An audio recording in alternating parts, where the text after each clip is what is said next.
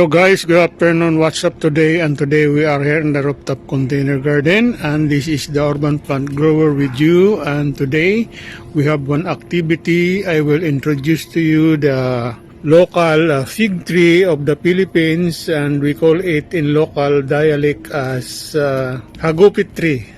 Hagupit tree is the local version of fig tree in the Philippines. This is usually eaten by the birds, and this is a delicacy of the birds. They are eating the ripened fruits of the Hagupit tree. Here is the ripened fruits of Hagupit tree, and we can also eat this one, as it is edible for the birds, and then we can also eat this one. And in my younger years in the province, we usually catch birds from this kind of tree when there are so many ripened fruits. The birds are coming to this tree and they are eating all the ripened fruits of this Hagupit tree. And we also tried to eat the ripened fruits, like this one.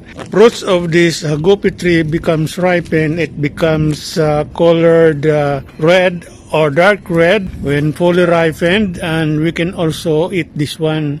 The ripened fruits of Hagupit trees are favorite by the birds in the forest. So here are some of the ripened fruits and still green fruits of the Hagupit tree here in our rooftop container garden. Okay, this Hagupit fruit tree is the locally fig tree in the Philippines. See, and I was able to grow one Hagupit tree here in our rooftop container garden, and I think this was brought by some bird dropping here in the garden. So it becomes matured, and now there are already fruits available in this one small Hagupit tree in our rooftop container garden. So this is the ripened fruit, yeah, and another one here and other one there. So some birds are coming here to eat this one, and they are taking the ripened fruits also.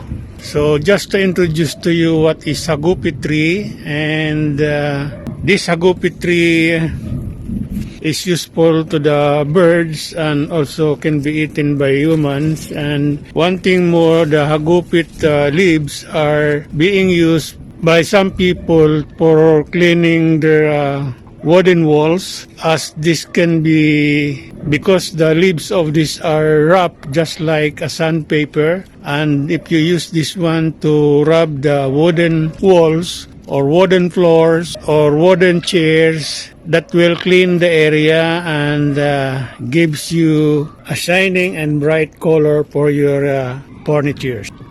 Okay guys, if you did like my video, please like, share and subscribe, and hit the bell button so that you will be notified for my future uploads in my YouTube channel.